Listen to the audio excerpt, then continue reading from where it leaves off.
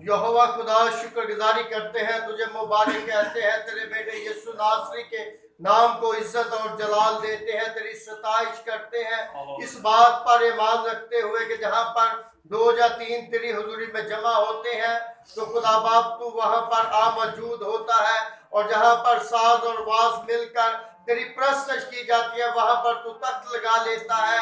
जिंदा खुदा शुक्रगुजारी करते हैं, तुझे मुबारक कहते हैं फजल के लिए, रहम के लिए, करम के लिए, और सबसे बढ़कर तेरे बेटे यीशु नासरी के सलीब पर जान देने के लिए मैं तेरी सताइश करता हूँ, तुझे मुबारक कहता हूँ, तेरी तमजीद करता हूँ कि तेरे बेटे ने हमारी खातर जान देकर हम सब को खरीद लिया, हमारे गुनाहों की कीमत उसने सलीब पर अदा कर दी। और इसी तौर से खुदाबंद तेरे हुजूर हम सब शुक्रगुजारी करने के साथ साथ मिन्नत करते हैं, फरियाद करते हैं, इल्तिजा करते हैं कि हमें उस कफारे पर, उस इकरार पर जो हमने तेरे बेटे का किया है कायम रहने का फजल उतार कर दे, और हमें आगे और गहरे में जाने की तौफीक भी उतार कर दे।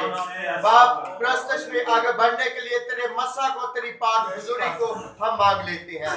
बाप हमारी दुआ को सुन कबूल कर, तेरे बेटे के नाम से मांगते और पा लेते हैं। हम गीत गाएंगे, सोने चढ़े बगैर खलासी महान थी।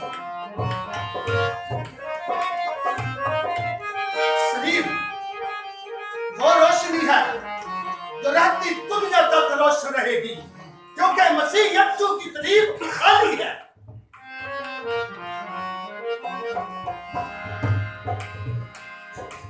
यीशु तेरे बगैर,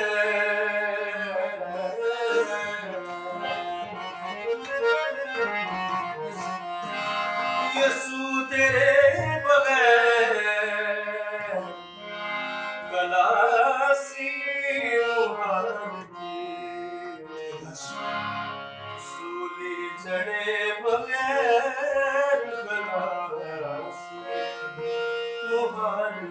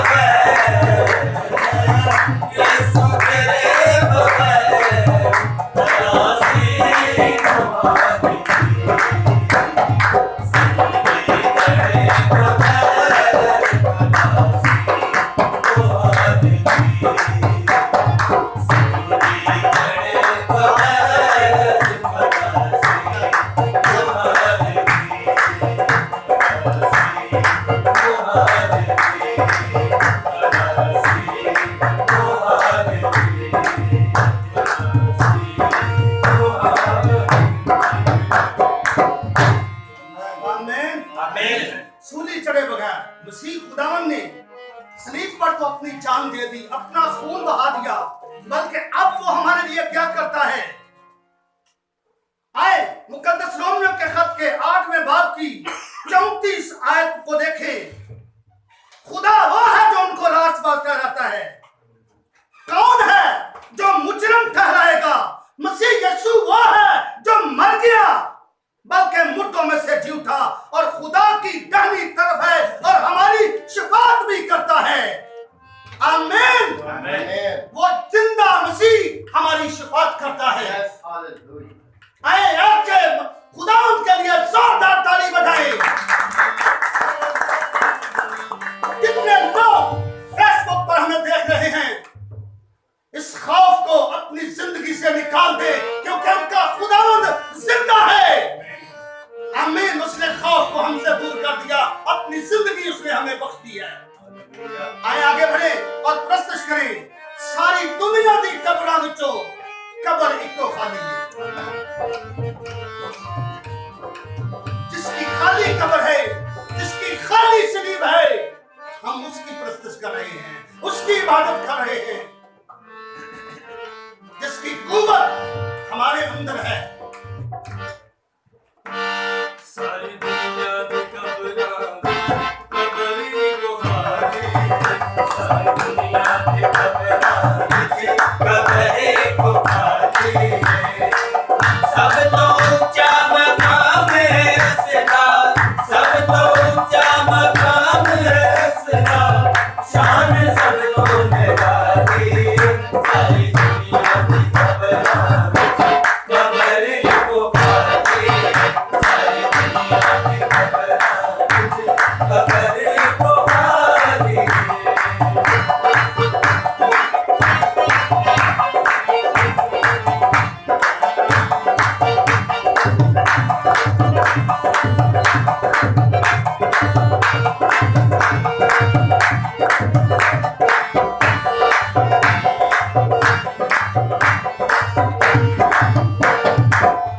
खुदा हर एक दम में आला, नामे होता सबे को आला। खुदा हर एक दम में आला, नामे होता सबे को आला। खुदा जन्म भी सब को बकरा, खुदा जन्म भी सब को बकरा। लहू भी होता जलाली।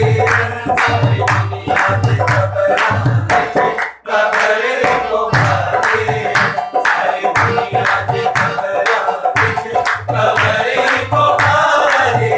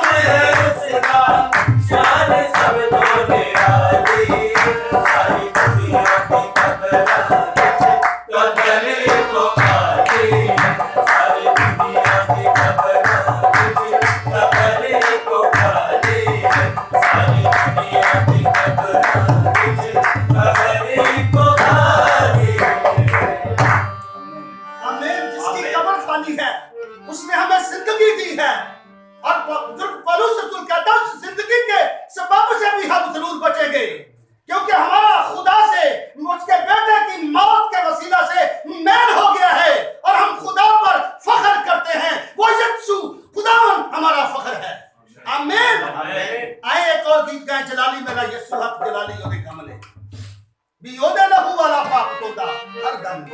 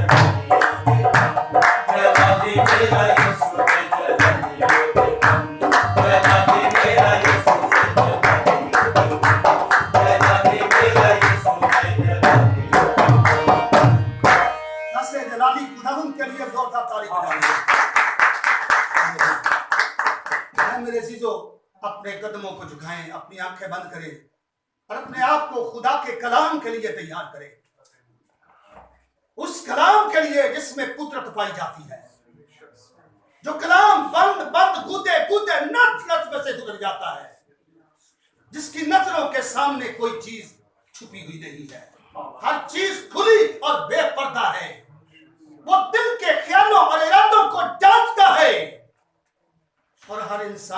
चाल के मुआफिक बदला देता है, क्योंकि वो जिंदा है।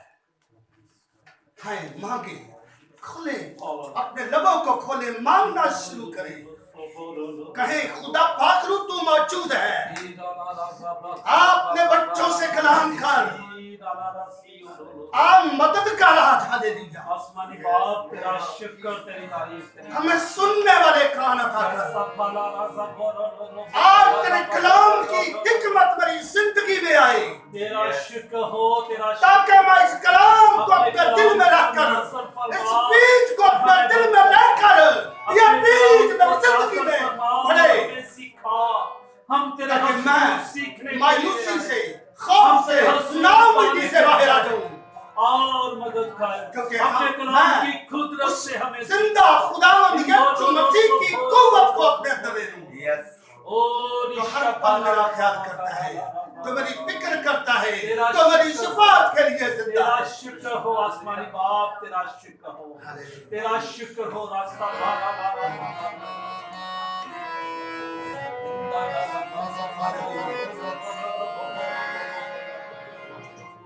जीवन में मेरे है खुशहाली, अपने कलाम से दे हरियाली।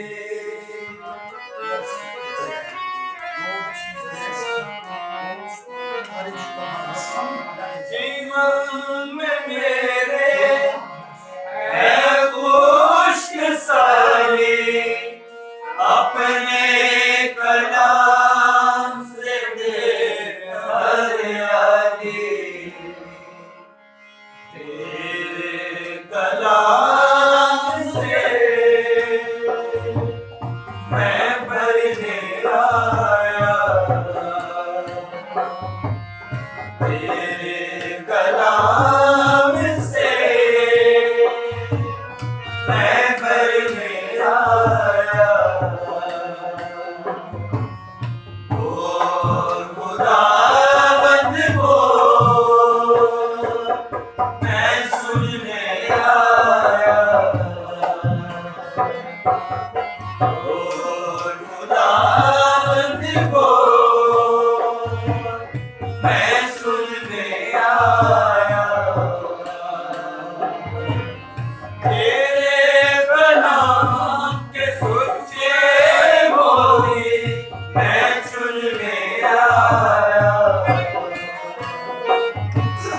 बोल खुदावंद बोल, मैं सुनने आया। बोल खुदावंद बोल, मैं सुनने आया।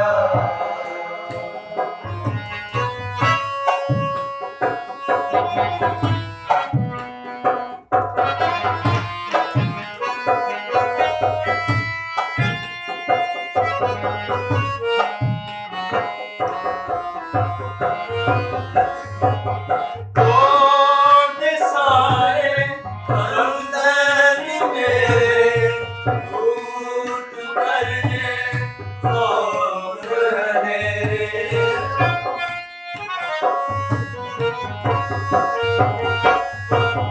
टूट सारे बंधन मेरे टूट करने खौफ मेरे।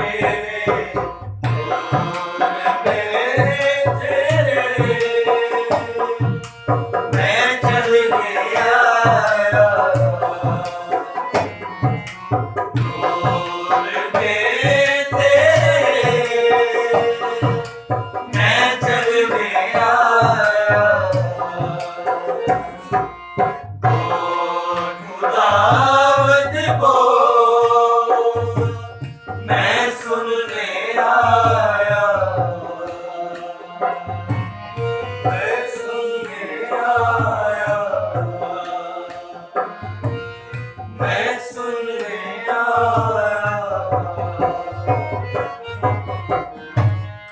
आए अपनी आंखें बंद करें। आसमानी बाप तेरा शुक्र तेरे बेटे खुदा यीशु के पाक नाम से, तू अपने वादे के मुताबिक हमारे दरमियान में मौजूद है।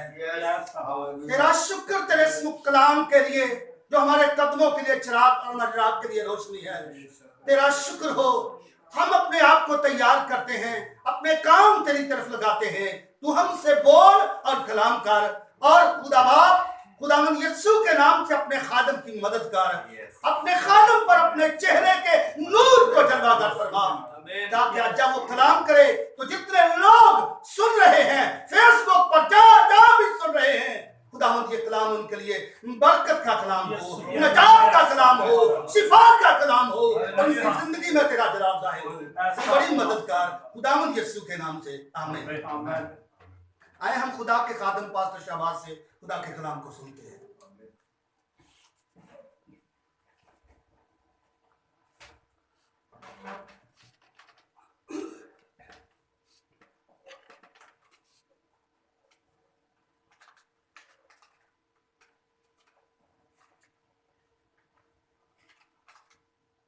यीशु मसीह के कादर कदूस फतामंद नाम में आप सबकी खिदमत में सलाम पेश करता हूँ। आए मेरे साथ खुदा के कलाम मुकद्दस को खोलें। मुकद्दस पतरस रसूल का दूसरा आम खत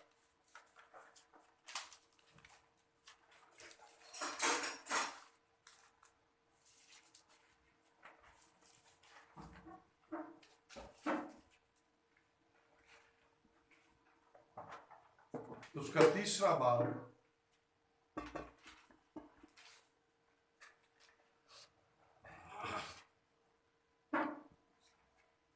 उसकी 8वीं और 9वीं दो आयात जो हैं वो खुदाम के कलाम मुकद्दस में से मैं तिलावत करूंगा। मुकद्दस पतरस रसूल की मार्फत जो लिखवाया गया खत है, पतरस का दूसरा आम खत, उसका तीसरा बाब, उसकी 8वीं और 9वीं आयत। लिखा है, ऐ अजीजो, ये खास बात तुम पर पोशीदा ना रहे कि खुदावंद के नजदीक एक दिन 1000 वर्ष के बराबर है और 1000 वर्ष एक दिन के बराबर। खुदावंद अपने वादे में देर नहीं करता, जैसी देर बाज लोग समझते हैं, बल्कि तुम्हारे बारे में तहम्मुल करता है, इसलिए कि किसी की हलाकत नहीं चाहता, बल्कि ये चाहता है कि सब की तौबा तक नौबत पहुंचे। खुदा के पाक कलाम के पढ़े और सुने जाने पर उसकी बरकत हो।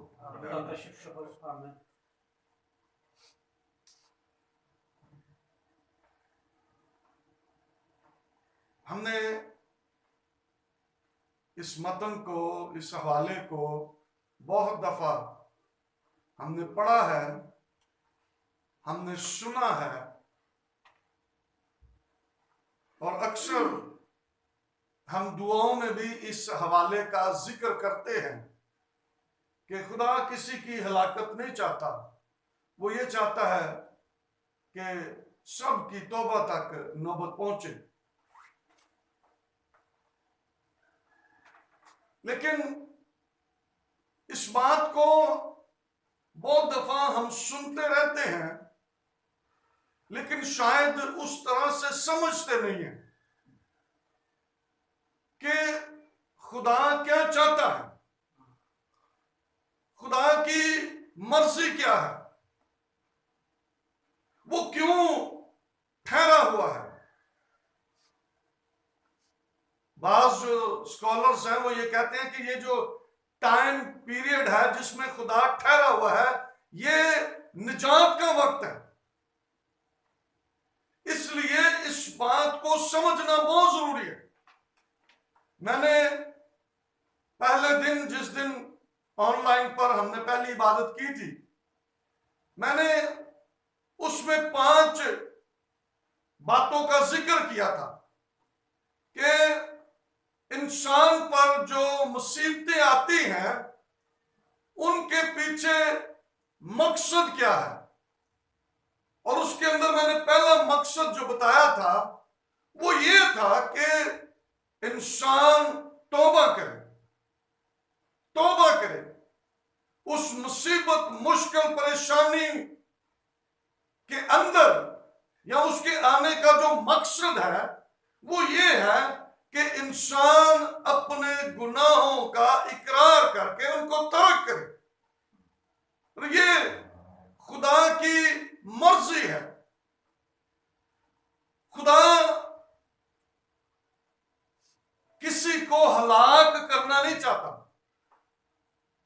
बल्कि वो ये चाहता है कि सबकी तौबा तक नौबत पहुंचे।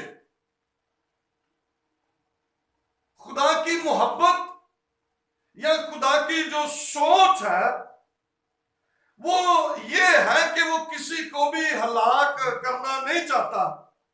अगर वो हलाक करना चाहे तो उसके लिए कोई काम मुश्किल नहीं है, उसने कहना है और काम हो जाना।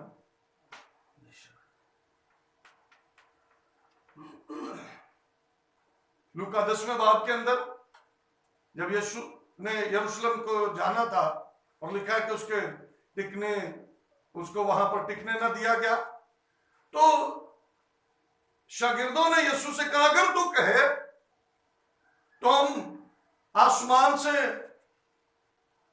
आग इन पर बरसाएं। तो यीशु ने क्या कहा? यीशु ने कहा कि मैं इस काम के लिए नहीं आया। और फिर अगर यीशु कहता तो वो हो जाना था। और फिर जब यीशु को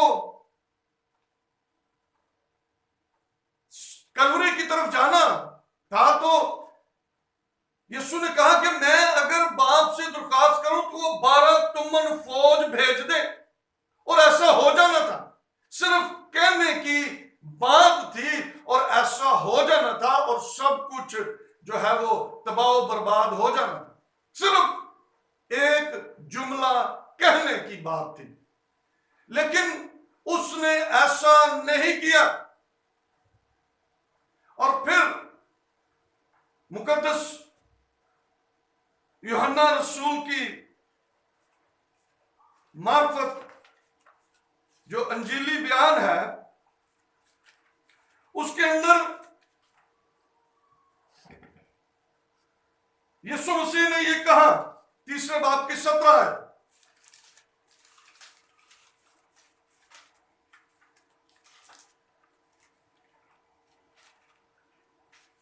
लिखा क्योंकि खुदा ने बेटे को दुनिया में इसलिए नहीं भेजा कि दुनिया पर सजा का हुक्म करे, बल्कि इसलिए कि दुनिया उसके वसीला से निजात पाए।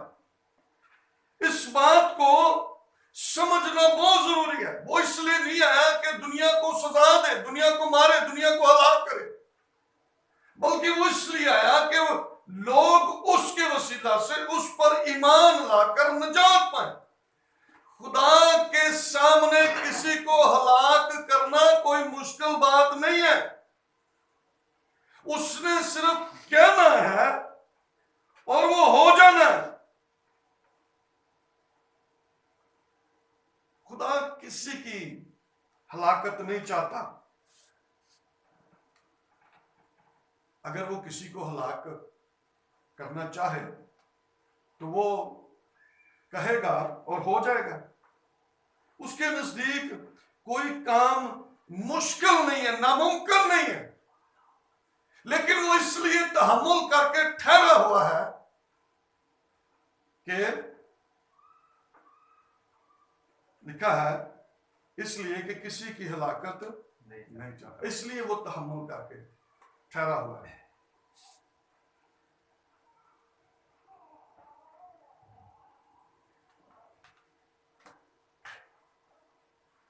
खुदा ये भी नहीं है खुशी मना रहा हो, ऐसा भी नहीं है। जैसे इंसान उनका कोई दुश्मन हो जिससे वो नफरत रखते हो, या जिसने किसी के साथ ज्यादती की हो, जब वो दुख में से गुजरता है, मसाइल में से गुजरता है, तो वो जाहिर ना भी हो लेकिन अंदर से वो खुश होता है, इन्हें मेरे नाल इंज कीता सी इसलिए इन्होंने इंज होना ही चाहिए। खुदा ऐसा खुदा नहीं है कि जब कोई मुश्किल में से या मुसीबत में से गुजरे तो खुदा खुश हो। खुदा खुश नहीं होता। अगर खुदा मारकर ही खुश होता तो नूह के वक्त जब तूफान खुदा ने भेजा, तो जब सब लोग मर गए और नूह और उसका खानदान कश्ती से बाहर निकले और उन्होंने वहां पर खुदा के हुजूर कुर्बानी गुजरानी, तो लिखा है कि खुदा ने कहा कि अब मैं दोबारा कभी इस तरह से लोगों को नहीं मारूंगा। अगर खुदा खुश होना चाहता तो उसके लिए वो वक्त था कि वो अपने इस काम पर या इतने लोगों के मरने पर खुदा खुश होता, लेकिन खुदा ने उन सब के लिए गम किया, दुखी हुआ, क्योंकि खुदा किसी की हलाकत से खुश नहीं है, और स्पेशली उनके लिए जो गुनहगार हैं, गुनहगार की हलाकत से खुदा को खुशी नहीं है। फिर दूसरे सामुएल 24वें बाब के अंदर जब मुकद्दस दाऊद ने बनी इस्राएल को, यहूदा को गिना, तो खुदा को यह बात ना पसंद आई और खुदा ने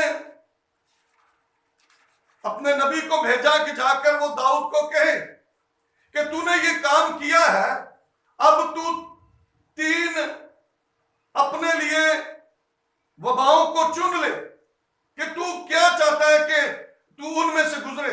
या तो तू 7 साल कहत में से गुजरे, या दुश्मन तुझे रगेदे, या तू 3 दिन वबा में गुजारे। तो उसने कहा कि मैं बेहतर कि किसी इंसान के हाथ में पढ़ूं, मैं खुदा के हाथ में पढ़ूं। और लिखा है कि एक वबा आई और उस वबा के बायस 70,000 लोग मर गए, लेकिन खुदा खुश नहीं हुआ। अगर उसको आप पढ़ें, दूसरा सामुएल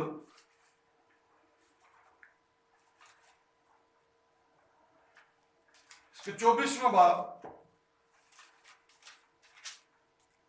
और उसकी 16वीं आयत लिखा है, और जब फरिश्ते ने अपना हाथ बढ़ाया कि यरूशलेम को हलाक करे, तो खुदावंद उस वबा से मलूल हुआ और उस फरिश्ते से जो लोगों को हलाक कर रहा था कहा, ये बस है, अपना हाथ रोक ले। उस वक्त खुदावंद का फरिश्ता यबूसी अरुणा के खलियान के पास खड़ा था। लेकिन खुदावंद उस वबा से मलूल हुआ और खुदा ने उस फरिश्ते से जो हलाक कर रहा था कहा कि ये बस है, अब रुक जा। मलूल हुआ खुदा, 70,000 लोग मर गए। खुदा दुखी हुआ उन लोगों के मरने के सबब से। आज इस बात को हमें सोचना है। हिजकिय्याह 18वें बाब की 23 आयत और 34 आयत के अंदर लिखा है कि खुदा गुनहगार की हलाकत से खुश नहीं होता। आज जब इस कोरोना वायरस से, मेरा ख्याल है कि कल कोई 1 लाख और पता नहीं कितने हजार लोग जो थे, वो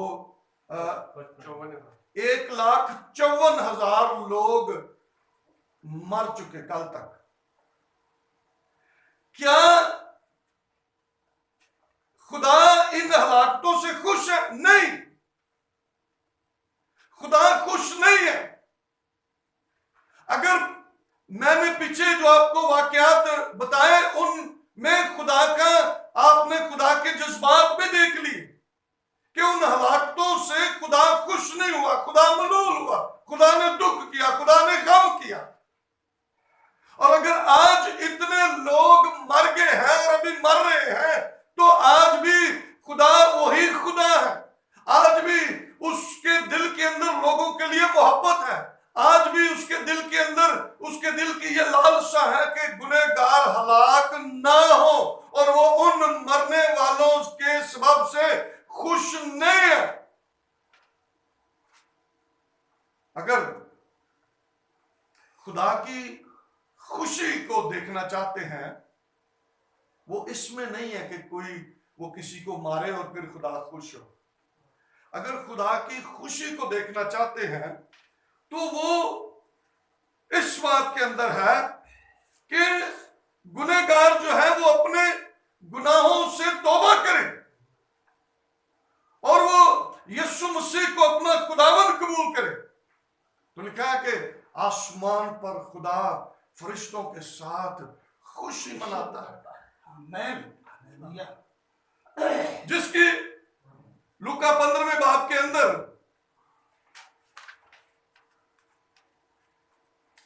3 तमसीलें यीशु मसीह ने कही कि एक के पास 100 भेड़ें थी, एक खो गई तो 99 को छोड़कर एक खोई हुई भेड़ के पीछे गया, और जब वो मिल गई तो लिखा है कि उसने अपने दोस्तों और पड़ोसियों को बुलाया और कहा मेरे साथ खुशी करो क्योंकि मेरी खोई हुई भेड़ मिल गई है।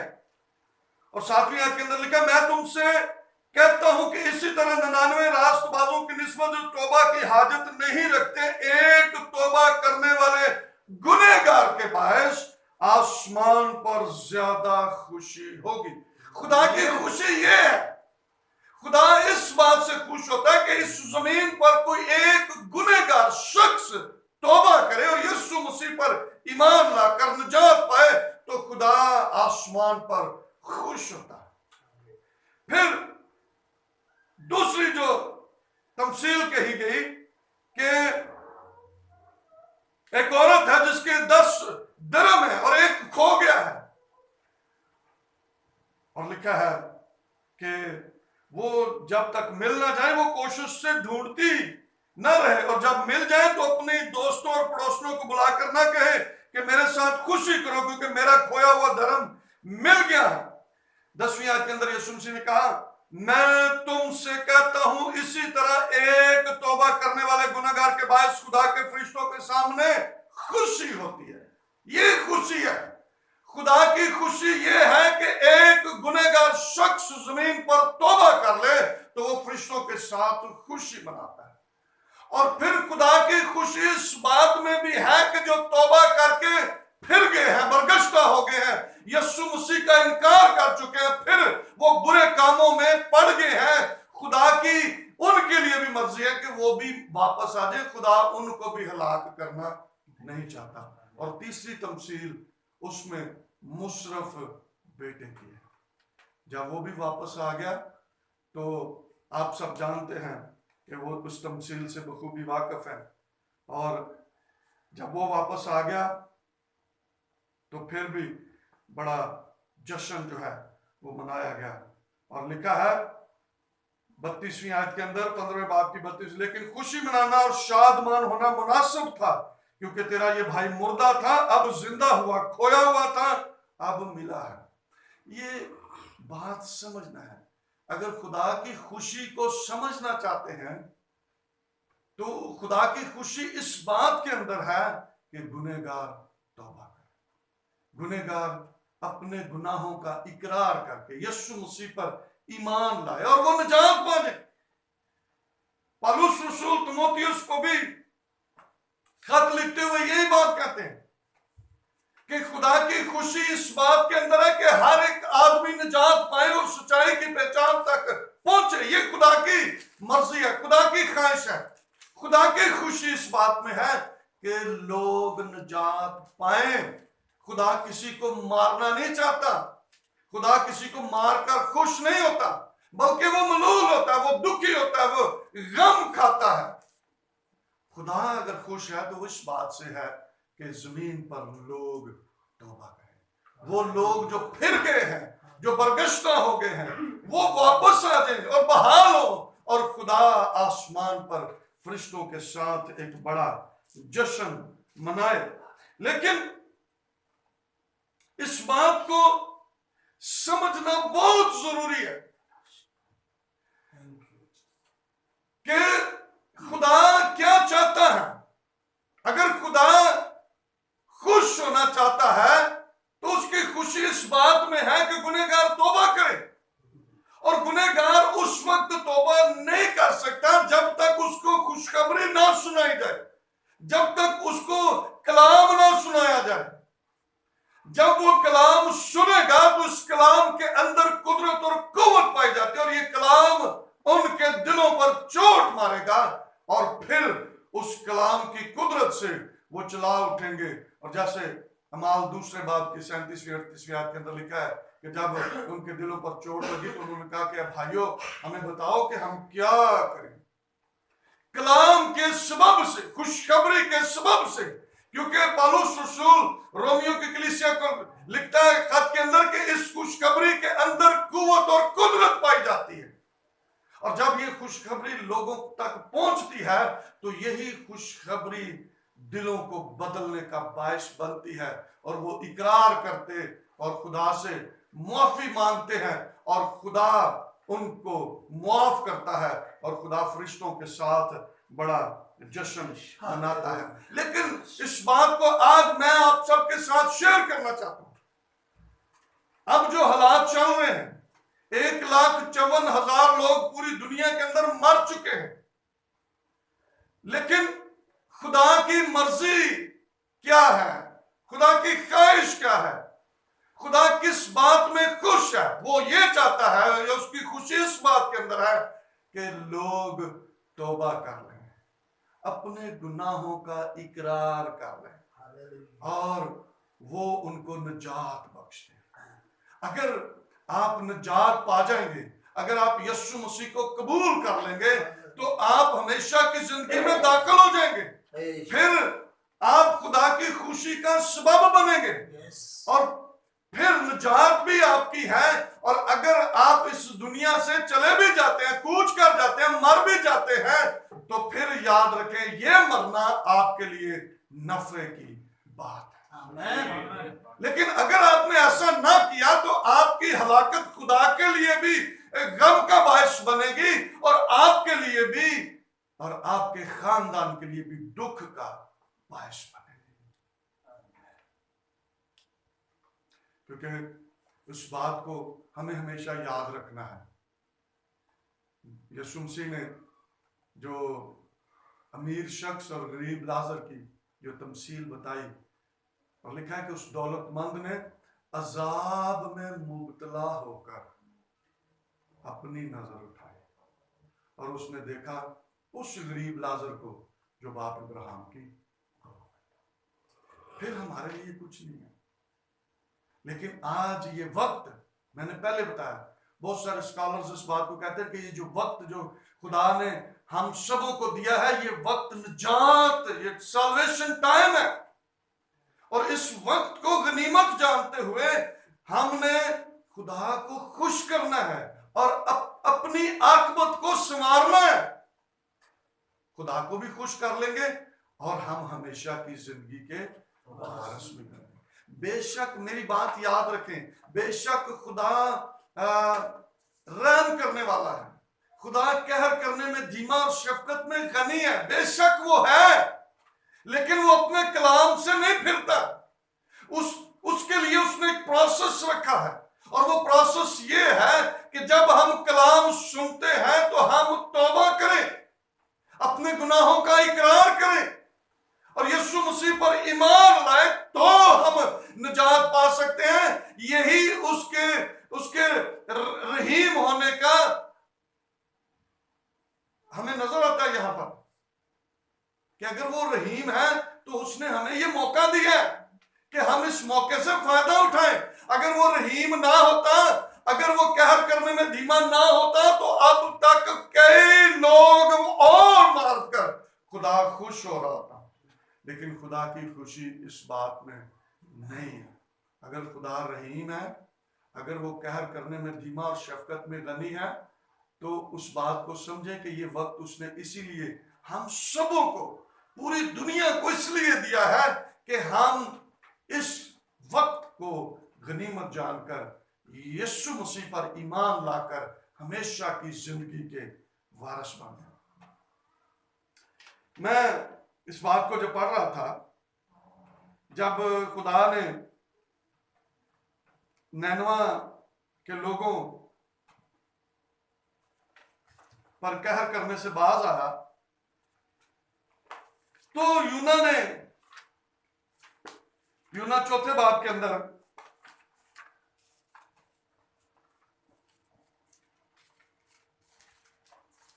लिखा है कि जब 10वीं आयत को, तीसरे बाब की 10वीं आयत से मैं पढ़ूंगा ताकि आपको समझ आ जाए। लिखा, जब खुदा ने उनकी ये हालत देखी कि वो अपनी अपनी बुरी रवश से बाज आए, तो वो उस अजाब से जो उसने उन पर नाजिल करने को कहा था बाज आया और उसे नाजिल ना किया। लेकिन यूना इससे नहायत नाखुश और नाराज हुआ और उसने खुदावंद से यूं दुआ की, ऐ खुदावंद, जब मैं अपने वतन ही में था और तरसीस को भागने वाला था, तो क्या मैंने यही ना कहा था? मैं जानता था कि तू रहीम और करीम खुदा है, जो कहर करने में धीमा और शफकत में गनी है और अजाब नाजिल करने से बाज रहता है। उसने कहा, मैं तो पहले ही जानता था। और मैं भी ये कहता हूं, बेशक वो खुदा, वो रहीम और करीम है, कहर करने में धीमा और शफकत में गनी है और अजाब नाजिल करने से बाज रहता है। लेकिन उसने मौका दिया, नैनवा के लोगों को मौका दिया कि वो खुशखबरी को सुन ले, वो कलाम को सुन ले, सच्चाई के पैगाम को सुन ले, ताकि वो ईमान लाए और निजात पा जाए और मैं भी अजाब नाजिल करने से बाज रहूं। खुदा बेशक ये सब कुछ है, लेकिन खुदा ये चाहता है कि हम उस अमल, उस प्रोसेस में से गुजर कर हम निजात पा जाएं और फिर खुदा कहर नाजिल करने से बाज रहेगा। उस वक्त जब नैनवा के लोगों की तरह लोग तौबा कर लेंगे, जब नैनवा के लोगों की तरह लोग उस सच्चाई के पैगाम को कबूल कर लेंगे, खुशखबरी को कबूल कर लेंगे, तो वो निजात भी पा जाएंगे और खुदा अजाब नाजिल करने से बाज रहेगा। अब जरूरी बात यह है कि लोगों ने जब ये पैगाम सुना, नैनवा के लोगों ने, तो उन्होंने तौबा की, अपने गुनाहों का इकरार किया, ईमान लाए। आज हमारे लिए भी ये खुदा का कलाम है। जितने आप सुन रहे हैं, अगर आपने अभी तक तौबा नहीं की, बेशक खुदा रहीम और करीम है, वो कहर करने में धीमा और शफकत में गनी है, लेकिन वो उन पर कहर नाजिल करने से बाज आता है जो उसके कलाम को कबूल करते हैं, जो यीशु मसीह को अपना खुदावंद कबूल कर लेते हैं, क्योंकि निजात यीशु मसीह के वसीला से है। अमाल चौथे बाब के अंदर लिखा है कि आसमान के नीचे, जमीन के ऊपर आदमियों को कोई दूसरा नाम नहीं बख्शा गया जिसके वसीला से वो निजात पाए। एक ही नाम है और वो नाम यीशु मसीह का है। जो कोई अपने गुनाहों का इकरार करता और यीशु मसीह को अपना खुदावंद कबूल करता है, वो निजात पा जाता है, वो खुदा को खुश करने का सबब बनता है और खुदा उस पर कहर नाजिल करने से बाज रहता है। आए हम खुदा को खुश करने वाले बने। बेशक हालात बहुत खराब हैं, वबा फैल रही है, लेकिन जरूरत इस बात की है कि हम खुदा को खुश करने वाले बने। अगर गुनाह की हालत में मर गए तो खुदा खुश नहीं होगा। खुदा को गुनहगार के मरने से खुशी नहीं है। आए हम खुदा को खुश करें, Yes. खुदा को खुश करें, खुदा को खुश करें। और अगर आप फिर गए हैं, आपने तौबा की, आप हट गए, इकरार से आप हट गए, आए फिर से वो आपको चाहता है कि आप वापस आ जाएं, आप तौबा कर लें और निजात पा लें। आप खुदा को भी खुश करेंगे और आप हमेशा की जिंदगी में भी दाखिल हो जाएंगे और खुदा कहर करने से बाज भी आएगा, जैसे नैनवा के लोगों पर। आए हम सब दुआ करें। जितने आप मेरे साथ इबादत में शरीक हैं, जितने खुदा के कलाम को जिन्होंने सुना है, सुन रहे हैं, मेरी दरख्वास्त है खुदा की बात को, खुदा के कलाम को समझने की कोशिश करें। Yes. अगर वो तहम्मुल करके ठहरा हुआ है,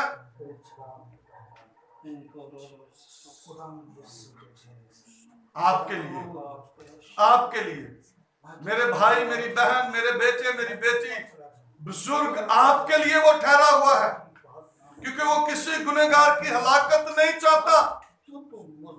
वो ये चाहता है कि सबकी तौबा तक नौबत पहुंच जाए। वो मुसीबतों में, बीमारियों में, मसाइल के अंदर देखकर हमें खुश नहीं होता। उसकी खुशी इस बात के अंदर है कि गुनहगार तौबा कर ले, गुनहगार उसके बेटे यीशु पर ईमान लाकर निजात पा जाए, वो हमेशा की जिंदगी में दाखिल हो जाए। ये खुदा की मर्जी है, ये खुदा की ख्वाहिश है। आए हम खुदा को खुश करें, खुदा को खुश करें और हमेशा की जिंदगी में दाखिल हो जाए। Hallelujah, hallelujah. ये वक्त आपके पास है और यही वक्त निजात का वक्त है जो उसने आपको दिया है, इसीलिए वो तहम्मुल करके ठहरा हुआ है। आए अपनी जिंदगियां उसको दे दें, अपनी जिंदगियां उसको दे दें। आप जो कोई भी है, आप कहीं पर क्यों नहीं है, आए अपनी जिंदगियां उसको दे दें और खुदा को खुश करने का सबब बने। खुदा को खुश करने का सबब बने। खुदा खुश हो जाएगा जब आप तौबा कर लेंगे, जब आप यीशु पर ईमान ले आएंगे। खुदा खुश हो जाएगा, खुश हो जाएगा। लिखा है कि वो आसमान पर फरिश्तों के साथ खुशी मनाएगा। आए खुदा को खुश करने का बाइश बने, इसीलिए वो तहम्मुल करके ठहरा हुआ है, क्योंकि वो किसी की हलाकत नहीं चाहता। आए हम ना हलाक हों और ना खुदा को हम दुखी करें, गम ज़दा करें हम, बल्कि हम खुदा की खुशी का बाइश बने और हम हमेशा की जिंदगी में दाखिल हो जाएं। Hallelujah, hallelujah, hallelujah, hallelujah. वो भी जो बरगश्ता हो गए हैं, उनके लिए भी वक्त है, वो भी वापस आ जाएं, वो भी खुदा को खुश करने का बाइश बने, वो भी हमेशा की जिंदगी में दाखिल होने वाले बन जाएं। आए दुआ करें। Hallelujah, hallelujah. जितने लोग सुन रहे हैं, मेरी दरख्वास्त है अपने आप को सरेंडर कर दें, उसके सामने खाली कर दें। वो मुआफ करने के लिए तैयार है, वो मुआफ करने के लिए, वो निजात देने के लिए तैयार है। Hallelujah, hallelujah. अगर आप अपनी जिंदगियों के अंदर आप इकरार कर चुके हैं अपने गुनाहों का, तौबा कर चुके हैं, आए मेरे पीछे ये दुआ करें। खुदा बाप, मैं तेरी इस मोहब्बत के लिए शुक्र करता हूँ जो तू मुझसे रखता है।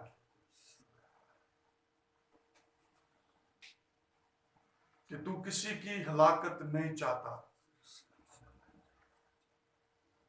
तूने आज अपने कलाम के वसीला से मेरी रहनुमाई की है।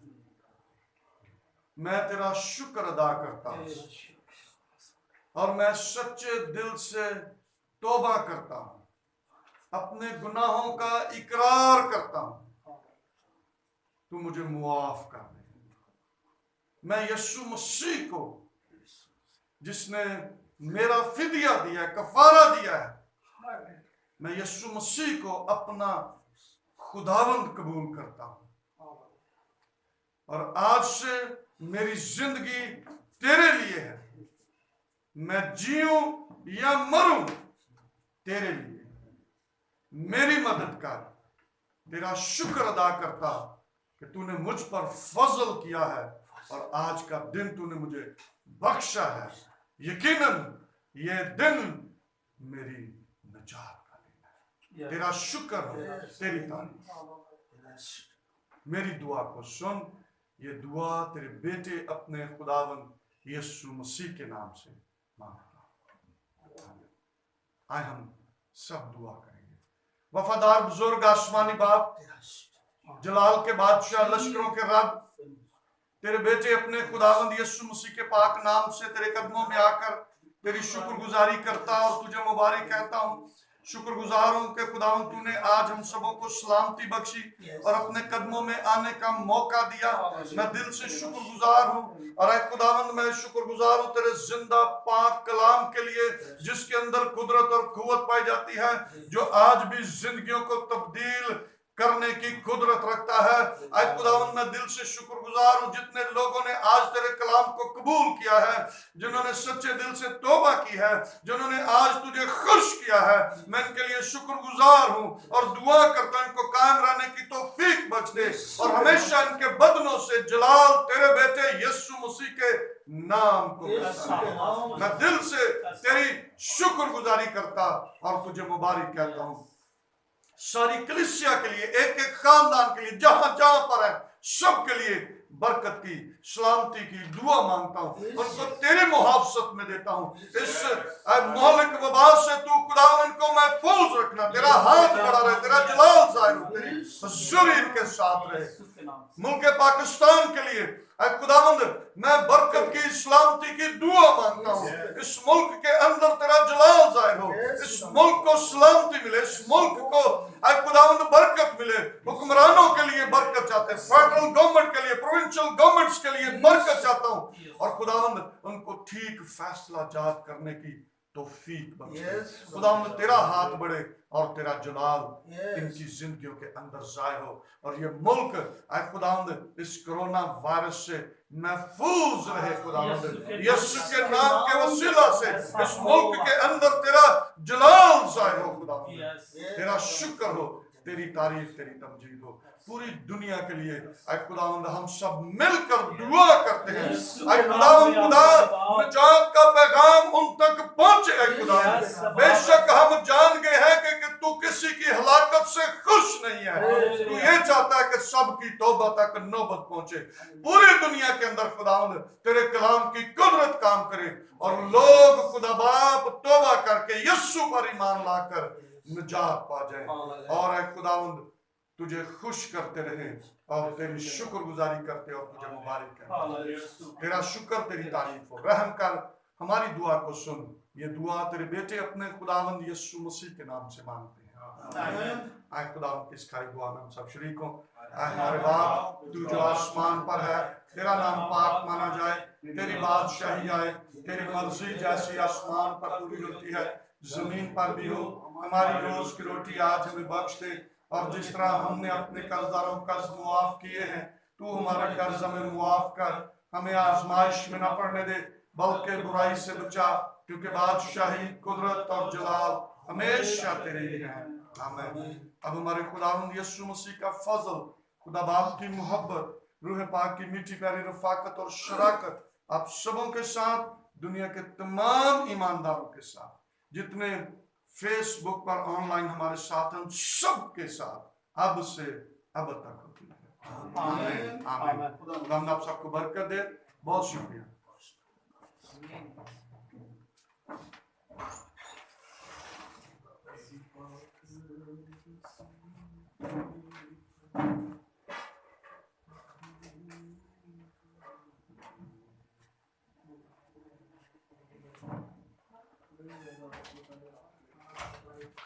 हाँ जी।